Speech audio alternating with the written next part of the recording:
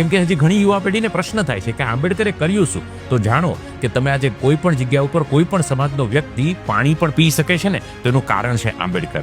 આજે કોઈ પણ યુવાનને વિદેશમાં જઈને ડિગ્રી પ્રાપ્ત કરવાના વિચારો આવે છે ને, તો એનું કારણ છે આંબેડકર. એ વર્ષોની અંદર, એ સમયની અંદર જેને યુએસએની અંદર, યુકેની અંદર ટોપ યુનિવર્સિટીમાં ટોપ એજ્યુકેશન પ્રાપ્ત કર્યું, ઇકોનોમિક્સની અંદર ભગીરથ જેમને હાસિલ કર્યું.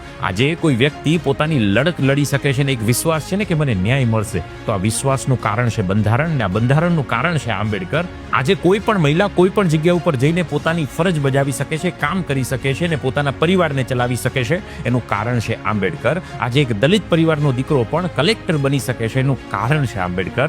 આજે કોઈ પણ વ્યક્તિ ઊંચું માથું કરીને ચાલી શકે છે, એનું કારણ છે આંબેડકર. આજે કોઈ વ્યક્તિ કરોડપતિ હોય, લાખોપતિ હોય કે ટકનું લાવીને ટકનું ખાતો હોય, પણ એને સમાન હક આપવાનું કારણ છે આંબેડકર.